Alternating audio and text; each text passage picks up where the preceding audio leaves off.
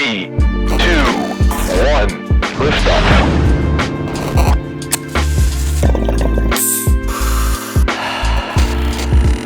Cannabinoid Connect, the nation's most diverse cannabis-related podcast. Hello, Anne. Welcome to the podcast. How are you? I'm good. How are you, Kevin? Thanks so much for having me on your show. Of course. I'm excited to have you on. Looking at your background and your bio, it's really impressive what you've done, and starting at such an early age too, at the age of 18. So I think that's a really good place to start. And I mean, you started your career, I believe, in customer experience and digital strategy at 18, working for big brands, Starbucks, EA, and Nike, to name a few. So tell me a little bit about, did you go to school? Like, did you just jump right in, and what brought you to where you're at today, Yes, I definitely went to school, went to university, got my degree in computer sciences. It's like my parents would kill me if I didn't get a degree. So yes, I definitely did school and then some. But really, like, how that came about, it's really funny because, gosh, I haven't thought about this in a while. So I was in my first year of university for computer sciences. And in the second year, what you can do, you can sign up to do job placement. And I'd realized I'd never had a quote unquote like real interview before at a real office job. And at the computer science lab, and where the counseling sessions were, I saw a posting and you could actually sign up for an interview for this company. The time it was a advertising agency company called Blast Radius, where they were saying it's like, okay, we work with EA, Nike, Nintendo, Starbucks, and I'm like, okay, well, sign me up for that. And I thought I wouldn't get the job because they were actually hiring business graduates, but because it was an ad agency and a tech company, it was also like a job posting in the computer science wing. So I just signed up, thinking that I would be practicing for an interview. And then I ended up getting the job. And so I ended up. I was going to ask that. I was like, going to university. You said computer science, so I was thinking, how did she make that transition to digital strategy? Which you answered it right there. So it was just something you saw, an opportunity to sharpen your interview skill set, and then boom, you get it. And then would you fall in love with digital strategy at that point?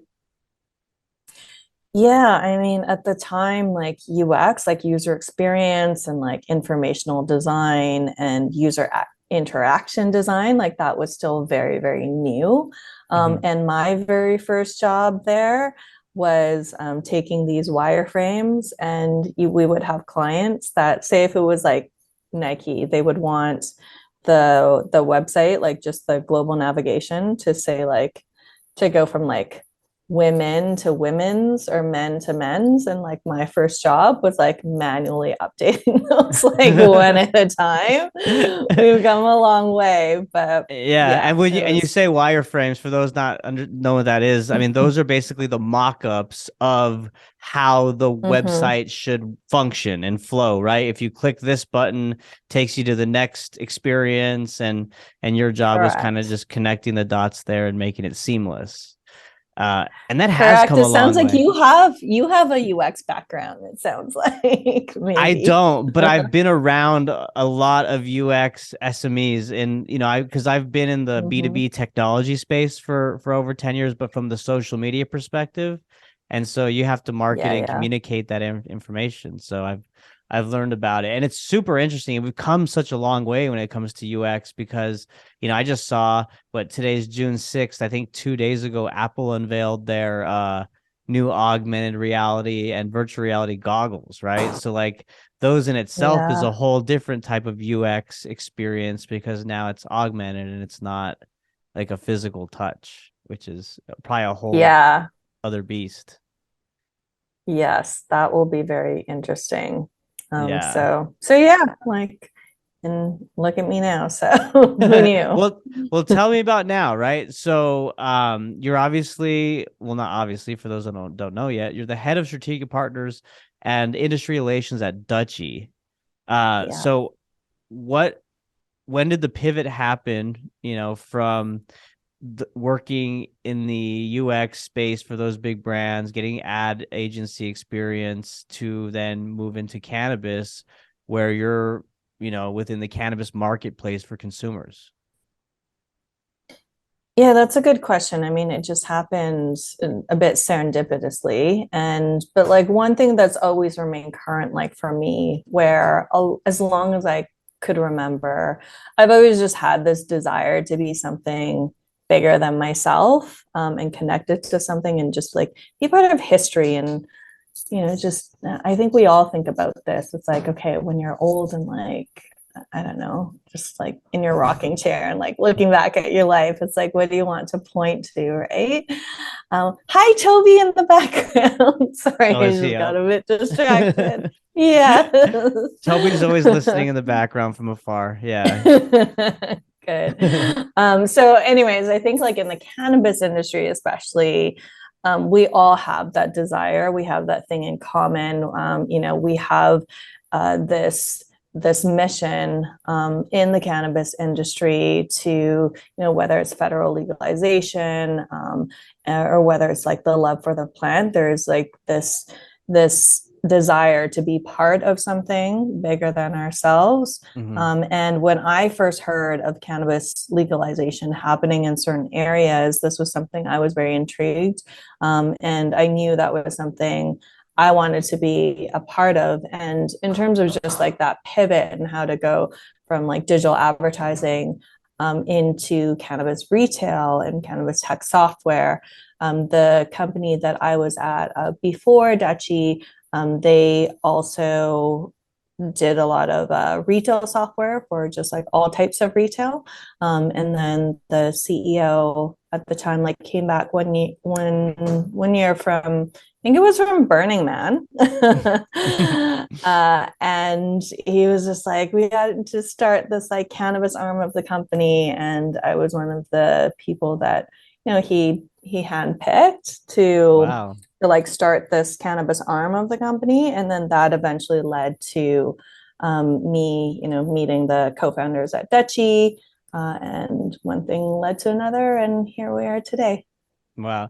Yeah, I would imagine there's a lot of epiphanies that happen, either at Burning Man in real time, or after Burning Man when you're reflecting on your experience. So, Have you been to Burning Man? I have not, but honestly, it is on my bucket list. It's something that my wife and I have talked about. Like, we would Yeah, just love yeah. to kind of experience, because it's all bartering, right? Like you're Mm-hmm. out in the desert and there's no currency, Mm-hmm. so it's like, we have this, we can add value here, and I think that would be a really cool experience. Plus, of course, the the experience with the various substances that are there and the music, and I would take it all in for sure. Yeah, the bartering piece is definitely one component of it. But I will say, just like being there, and I don't know what the right word for it, and I hate to use this term because I think it's overused a bit, but it's like that manifestation. It's like I've only been there once. And I remember I was there with like a really good girlfriend of mine, and we were looking for fuel because it's like it's all run on generators. And the fuel that's needed is, I think it's called like depth fuel. Like it was a very specific fuel. Uh-huh. And we're running out of fuel. And the only place to get this fuel was like this like one gas station. And then there happened to be this like dust storm, and the gas station was closed. And then we went to like the sheriff's office or something, or just and we're asking for this like very specific type of fuel. And all of a sudden, like the ranger was like, "Oh, you mean like this fuel?" And like a shit, like, oh, are we allowed to swear on this show? You can say whatever you want. Okay. Yeah. All right. Okay, good. Like seriously, they're just on the picnic table were these like canisters of that specific fuel. And we're like, oh What? my gosh, like I'm not making this up. And we're like, It oh my was gosh, probably like like had this aura around it, like, yes, oh, that is exactly what happened.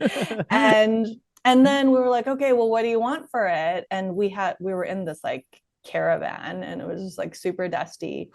And we're like, oh, do you want, I know it wasn't the rules, but it's like, okay, we do have money if you want money. And they're like, actually, our bar is really empty. And just like we happened to be in the caravan where like we had all these like Costco sizes of like vodka, like Grey Goose vodka, like just like whiskey, like everything. And so we did a trade, but it was just Nice. very specific, and all these little like micro manifestations just happen throughout Right. it. And I would imagine that everyone's very like friendly, right? I mean, there's Yeah. obviously like it's not an environment of hostility or ego. Everybody's No, probably I probably mean, not in chill. my experience. I mean, again, I've only gone once, but Right, yeah, right. in my own experience, it's yeah, it's something really special, and I hope it continues to be like that. And in some ways, I think like the cannabis industry is a little bit like that too. There's like this, yeah, friendly vibe. For But sure. yeah. Oh, no, I appreciate you sharing that story. And I agree with you in terms of the cannabis industry as well and kind of carrying that mindset over. And um it's exciting, right? And you touched on it earlier, and I agree with that as well. And that is like we're all after this goal that's bigger than ourselves, right? It's not Mhm. just, I mean, obviously the majority of operators and people in the space understand the opportunity and what the potential of this plant could be from various aspects. But as of right Mhm. now, it's a grind, right? I mean, there's not a lot of money being made, and there's, No, there's added hoops and hurdles that we have to jump through, but it's all worth absolutely. it. So Absolutely. And like you definitely do it for the love. Like anyone who says that the cannabis industry, you'll make millions and millions of dollars and, it's like lazy stoner vibes, like they are definitely not in the cannabis industry. Some of the hardest working, smartest people I know that I've met in my like whole entire career are all from the cannabis industry. So I'm yeah, really grateful for that. I second that as well, and resilient people as well. I mean, it's Oh, amazing. absolutely. You have to be, You right? have to be, You yeah. definitely have to be. Well, and help me understand the current state of the cannabis marketplace for consumers and how technology is really powering compliance, efficiencies Hmm. for these retailers. Yeah. So, I mean, I guess like just to take a step back, like for anyone listening, if they're not familiar with Dutchie, and like just I'll draw my experience from Dutchie, where we are an all-in-one dispensary platform solution. So we provide point of sale, e-commerce, payments, and we recently started providing insurance as well, primarily because a lot of our clients, like they were having a lot of trouble getting insurance, and so we were in a position to actually extend that avenue of our business. So that was great.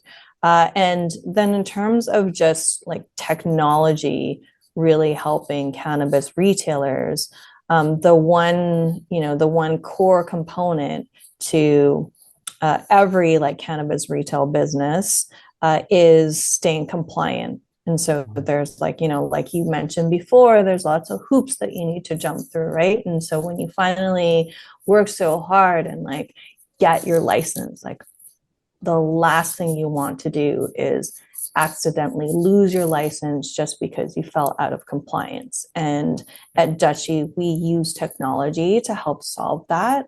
So, retail is really hard. Running a dispensary is really hard. You've got all your standard retail operations and those operational efficiencies to focus on your own customer experience, your staff members, all those things that come with regular retail. And now there's this like added layer of regulatory compliance.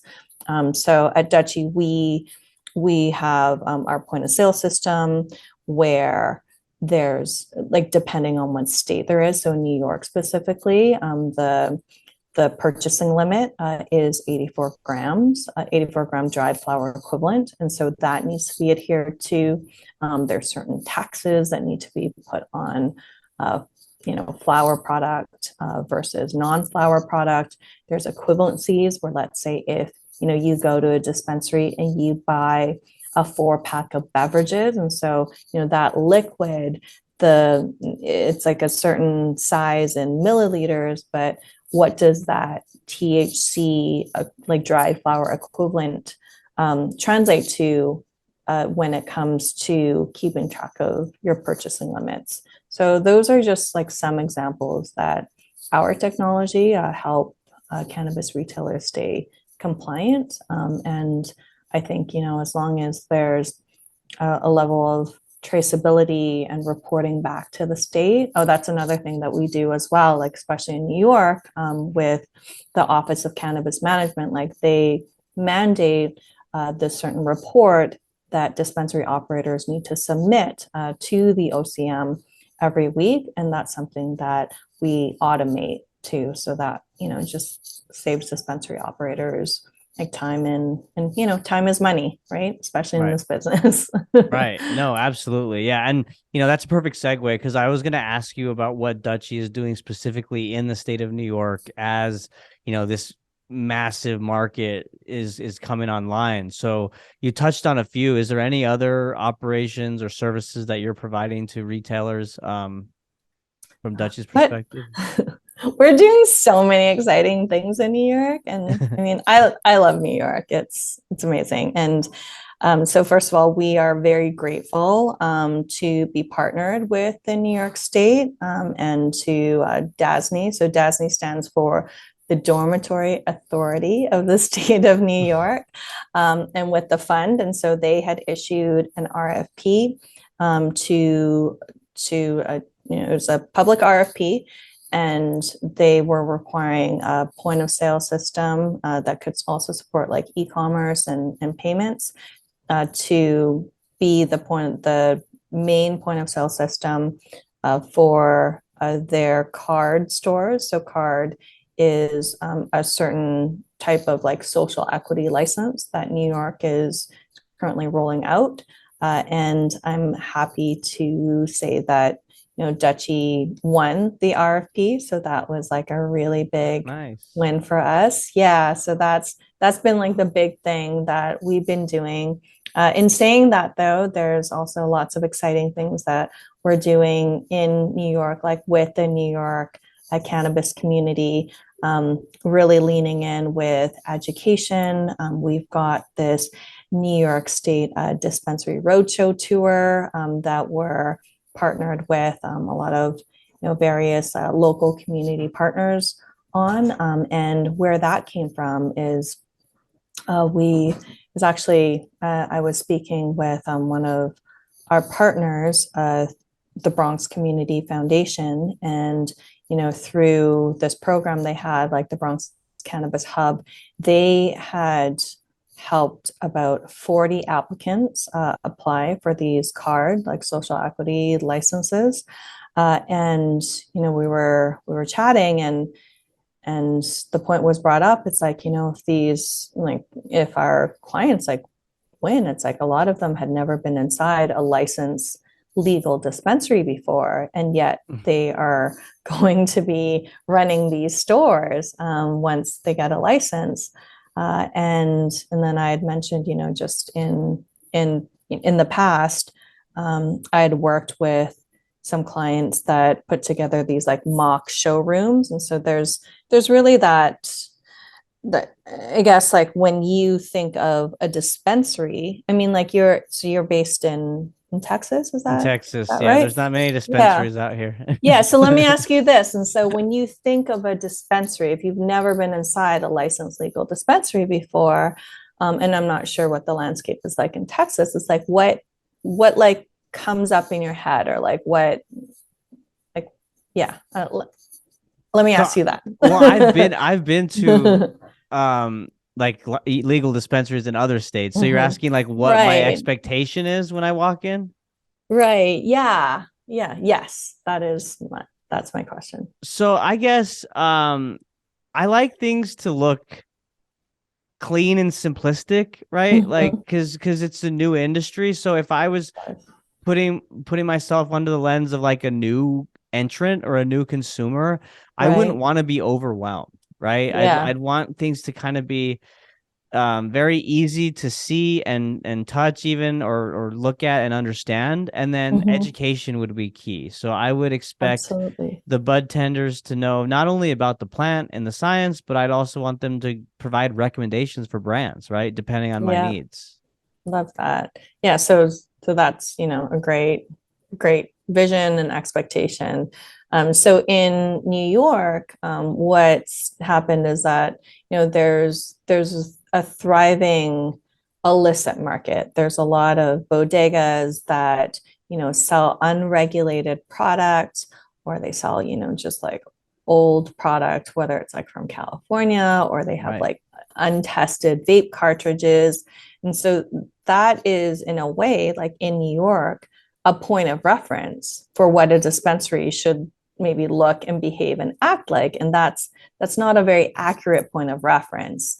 So what we wanted to do is, just like take this, like what a licensed legal dispensary should look like. And so we partnered with one of our main partners at Temecula Group. Like they've done, hundreds of dispensaries all across the state before, and we built out like a mock dispensary showroom, and then we took the regulations that the OCM had, and we essentially like translated that, where it's like, okay, you're reading the regulations and this is the theory of it, but this is actually what it looks like in practice.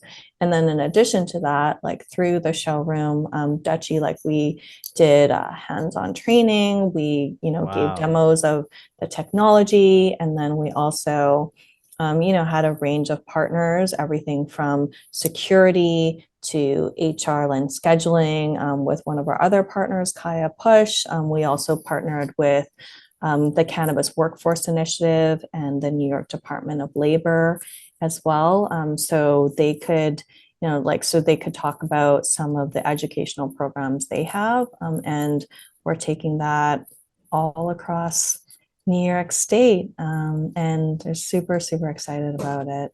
It sounds like a simulation almost. Like you've recreated what the dispensary environment should look like and how it should operate, right? With the regulations included by the state of New York. And it sounds like it's mobile because you're taking it everywhere. So you're just kind of basically, stopping in various areas and just kind of showcasing this is how it's done.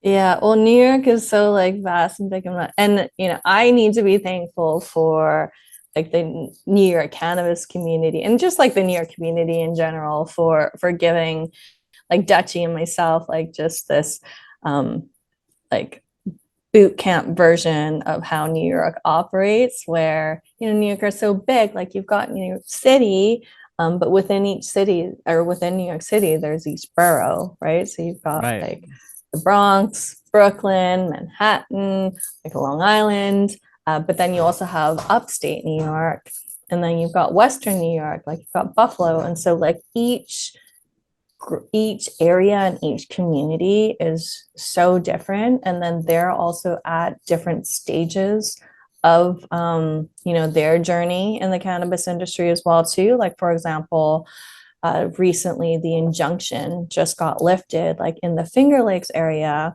and so finally just like Rochester, so we're going to our next tour stop is actually Rochester. Like Rochester finally is hopefully starting to get licenses on June 15th. So there'll be an announcement on like when the like final batch of card licenses will be coming out, bringing that to 300 card licensees in New York. And so anyways, they're all at like different stages of their journey as well. And we want to tailor each show to like cater to like our card licensees and also future dispensary operators, and really leading with education, because when New York is successful, then we're successful, especially the dispensary operators. Like we like to say, a rising tide lifts all boats. So their success is really our success. That's great. Yeah. And I mean, you answered my question. I was going to ask, like, the education level varies, like you mentioned, so you would have to tailor each kind of presentation or showcase presentation to that audience, right? And so how is the education being received?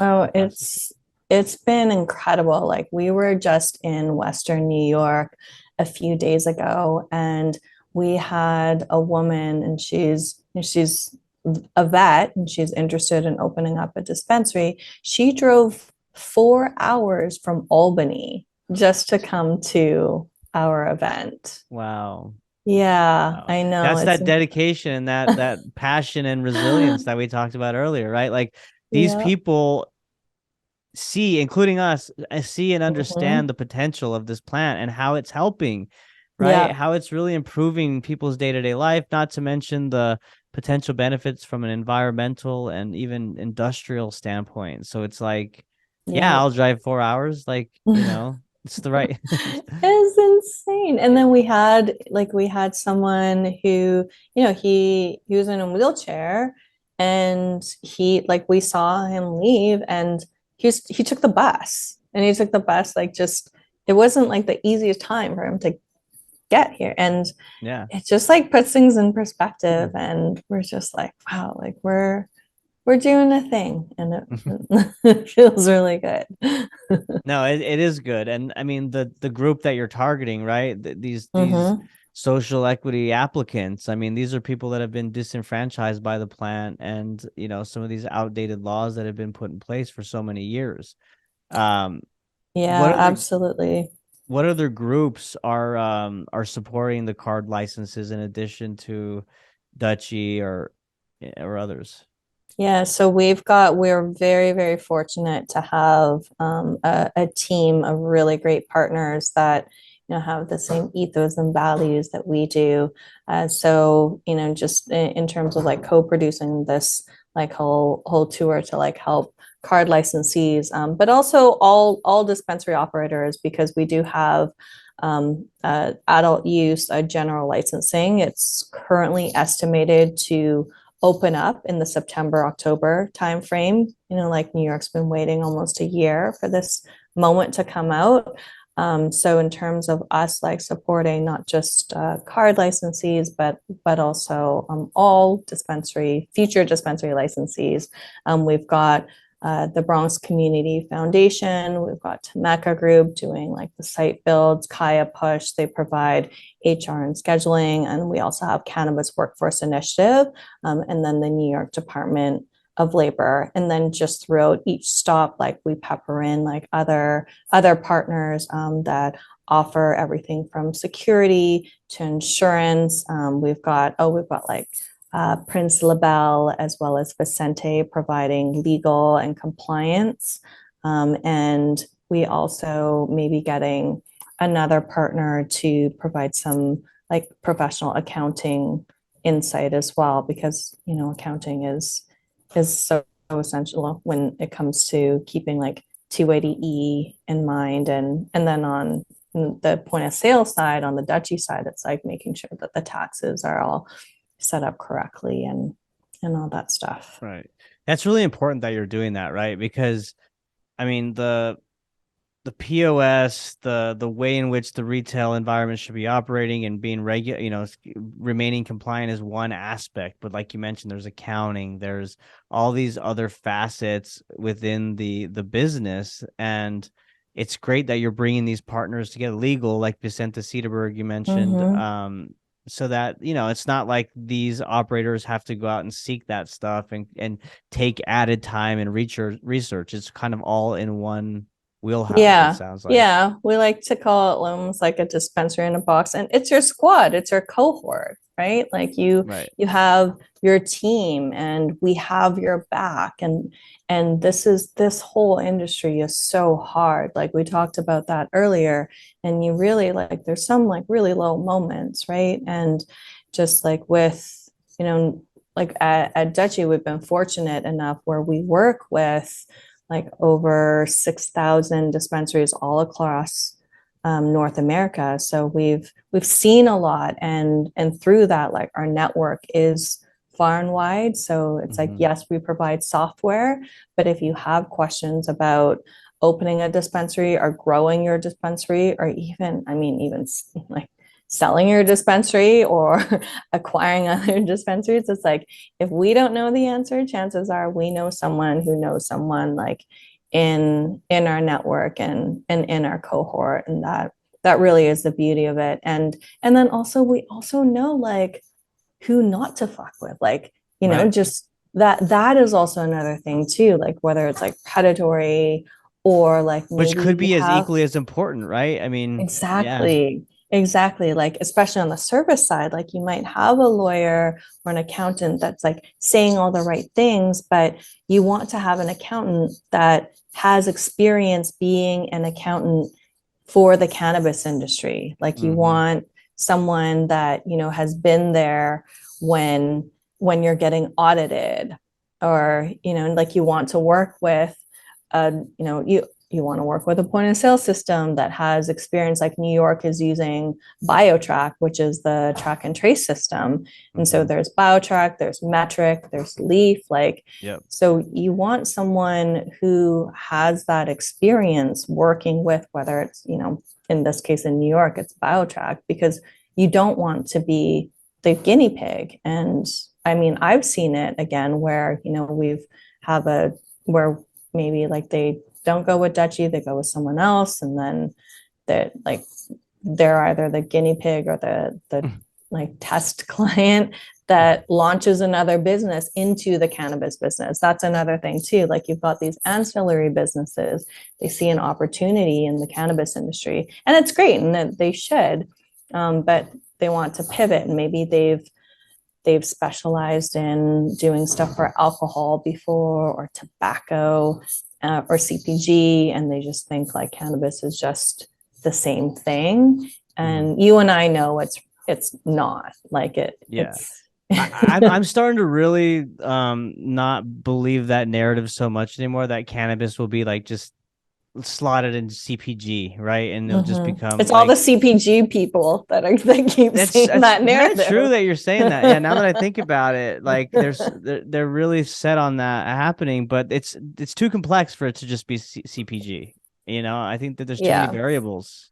Although that being said, I mean, I'm not like trying to discount anyone with CPG experience. I do feel that like CPG best practices, so like inventory management best practices, like, you know, like learning how to manage your inventory, make sure that there's certain thresholds so you don't like over order here or under order there, like that is not necessarily cannabis specific, but when it comes to compliance, when it comes to, you know, your target market, and then also marketing, like marketing is such like a huge component of it. Like CPG, it's like, you know, you live or die by your marketing and your branding and your labeling and how things stand out on your shelf. Like when it comes to cannabis, it's like we don't have that freedom to be the like flashiest or biggest product on the shelf, or even like as a dispensary operator,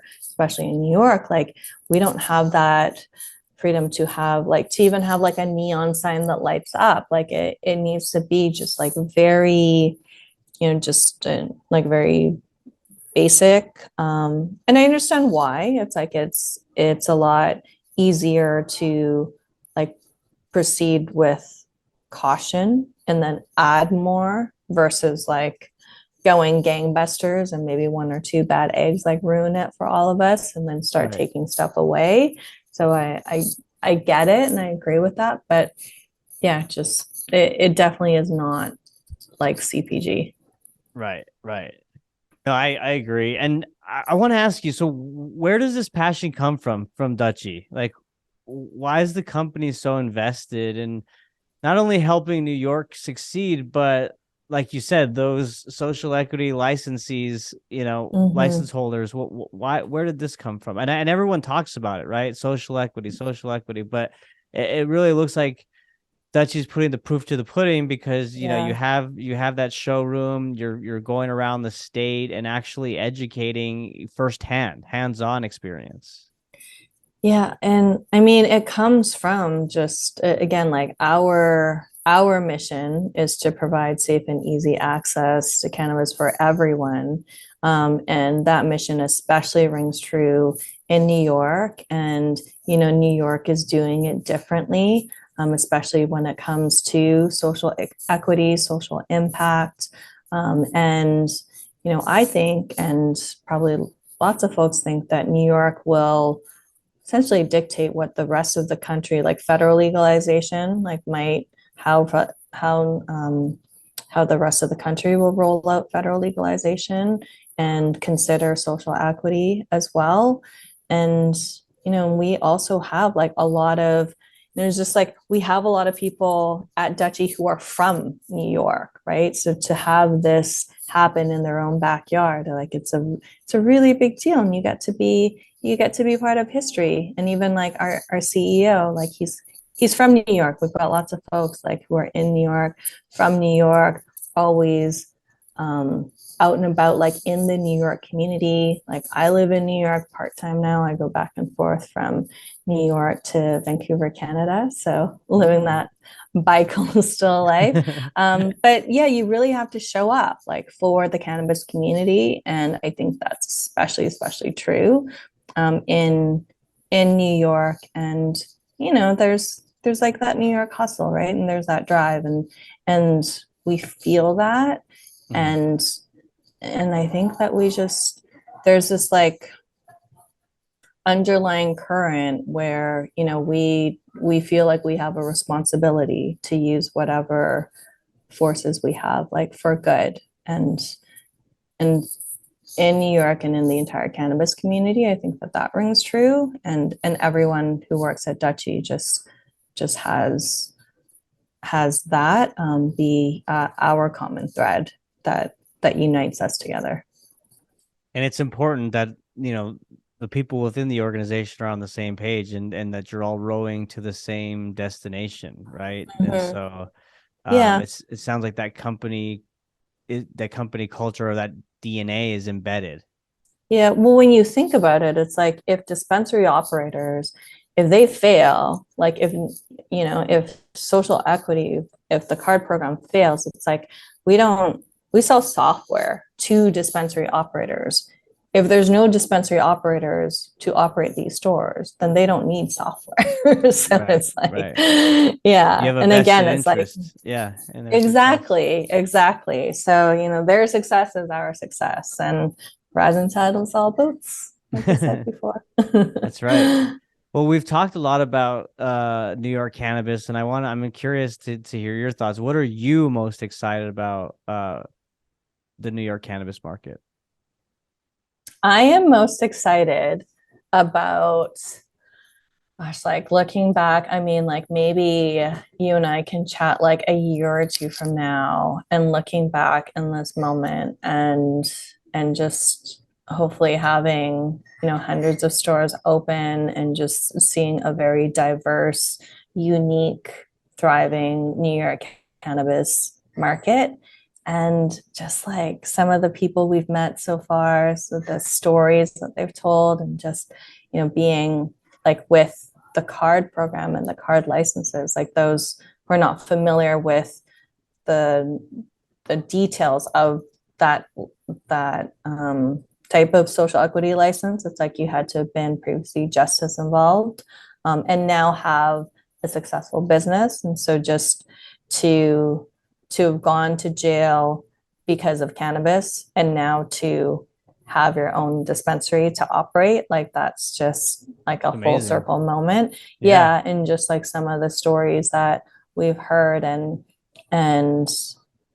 yeah, like the licensees and our clients, like they've really opened up like themselves, and in some cases like their families, like to us too. And it's just like a really, really special and a beautiful thing. And I think that, it's got all the makings of some sort of, whether it's like a Netflix docu-series or something. And someone's already working on that. That. Oh, it's yeah. already in the works. It's just gonna pop up on our algorithm and say like, right. from legacy to legal, or yeah, exactly. So I'm really excited to just like look back on the moment, like just whether it's like a year or two from now, and just be like, wow, like I played like a little part in that. Like I think that's really special. Yeah. No, and I mean, we definitely need to have a part 2 of this conversation, and because we're kind of, for forecasting the future, but then once it happens, we'll sit back and we'll reflect, and you'll feel that rewarding feeling of being part of Dutchie's initiative, and that is to help, people that have been disenfranchised through that card program. So that's really exciting. And before we wrap up, Anne, I want to ask you, is there anything that we didn't cover? I mean, what's top of mind for you? Anything you want to leave the audience with?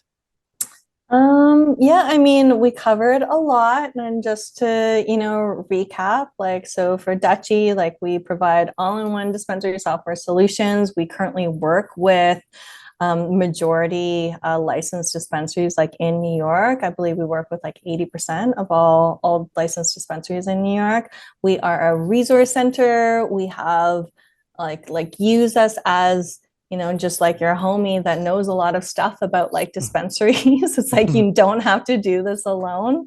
Don't be afraid to like reach out and ask us for help.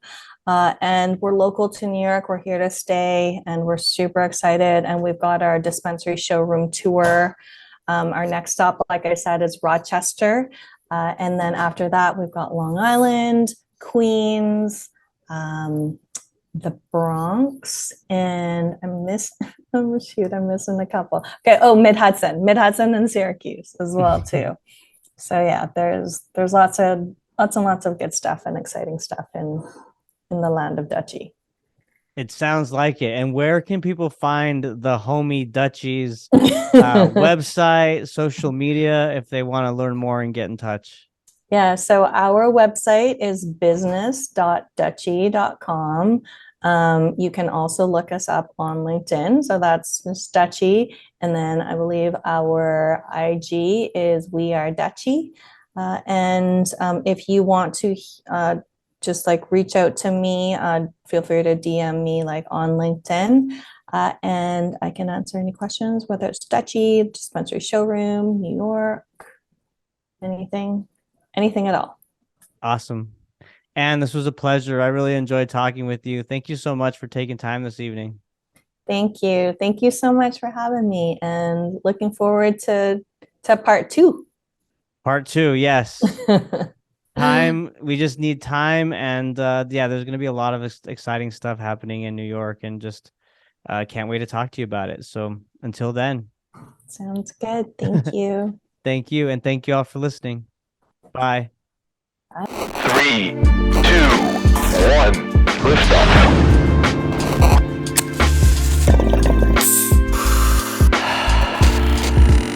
Cannabinoid Connect, the nation's most diverse cannabis-related podcast.